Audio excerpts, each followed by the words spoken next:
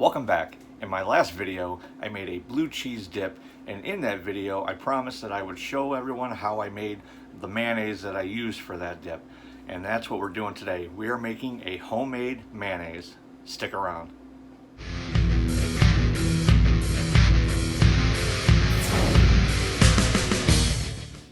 But first, what's going on? I am the KetoFitChef. This is your first time here and you want to learn how to make awesome keto and low-carb recipes, as well as receive other fitness and nutritional tips. Then start now by hitting that subscribe button and that bell notification so you don't miss out on a video. Now let's get to the recipe. Now the first thing you're going to want to do is take a kitchen towel and fold it so it's uneven, and then place your bowl with your room temperature egg yolk on it.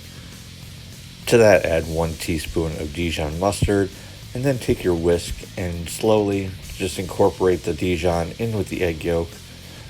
The Dijon mustard will help emulsify the egg yolk, giving it more body and keeping it from breaking while you're mixing your oil in. Next, add 1/8 of a teaspoon of pink salt and 1 tablespoon of the acid of your choice. I'm using lemon juice. You can also use white vinegar. This is just going to help stabilize the egg yolk. I personally like to use the lemon juice because it adds a little bit of a freshness, but if you don't like the lemon flavor, just go ahead and use vinegar. Now we're going to start slowly adding our 1/4 cup of oil. This is our first 1/4 cup. I'm using MCT oil because it's a neutral oil and it has no flavor, which is going to help bring down the flavor of our olive oil, which is what we're going to be using in our next step. Now I like to use a hand whisk when I'm making my mayo. Some will use the wire whisk attachment on their hand mixer or use an immersion blender or a food processor. Now I don't like to use any of those other ones because they do generate heat and it is a little bit more difficult to control the flow of oil into those. But also I get a really good workout while making my mayo. Now the reason we're adding the oil so slowly is because if you add it too fast, your mayo will split, which means that your eggs and your oil will separate, and we don't want that. So just be patient, add your oil slowly, and just keep stirring away.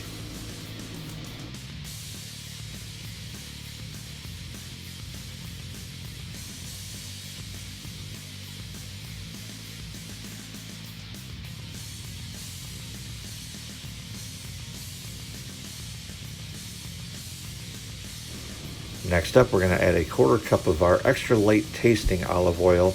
You can use whatever oil you want, like I said in this step, but you definitely want to make sure that it's not a really heavy tasting olive oil or one that's full of inflammatories. So just use whatever your preference is. Just be careful as to what oil you do to make sure that you're not getting those processed or refined oils. Now once you get about halfway through this 1/4 cup, you can go ahead and start adding your oil in a little bit more volume and frequency.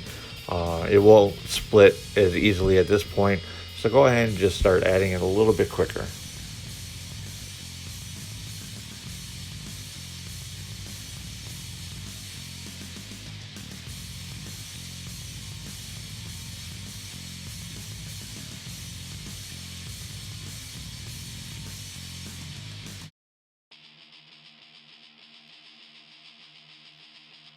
Now once you've finished adding your olive oil, just go ahead and grab a spoon and give it a taste and just see where you're at. If it's too heavy on the olive oil flavor at this point, you want to back off and go ahead and add your neutral oil. So that's what I did. I went and grabbed another 1/4 cup of the MCT oil, again because it is flavorless and neutral, and that way it'll be less of an olive oil flavor and more of what I'm looking for.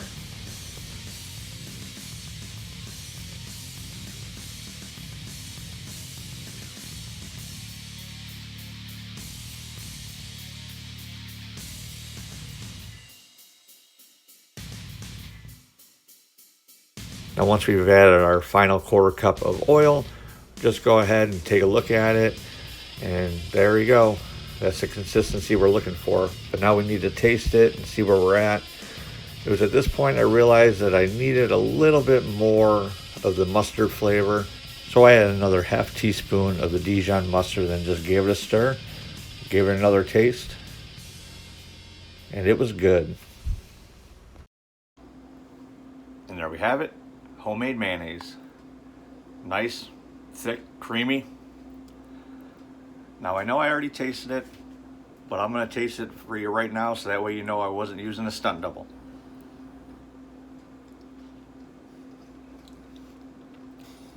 That's good. It's got a little bit of a tang from the lemon juice. Now, if you don't like lemon juice or you don't want as much of a lemony flavor, I like it because it gives a little bit of a freshness. You can substitute some of that with some vinegar.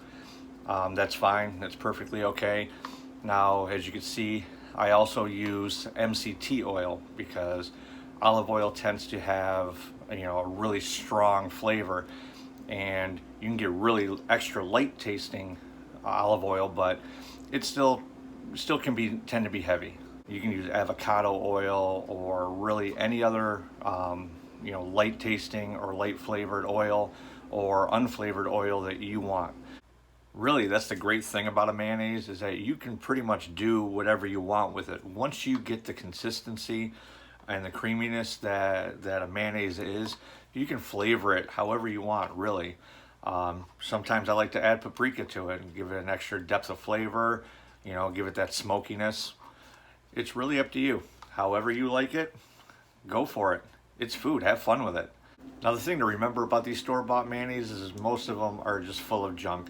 Now, most of them have soybean oil or canola oil, and those are highly processed and highly inflammatory oils that just really should not be consumed. A lot of the mayonnaise that you find in the store, as I say, made with avocado oil or olive oil, you look in there and they still show soybean oil as the first or second ingredient in there, and it just shows you that they just add a little bit of olive oil or a little bit of avocado oil or something just to make you think that it's healthier, but it's really not. So you should stick with either making your mayonnaise yourself or finding one that doesn't have all of these oils that are processed and not good for you at all.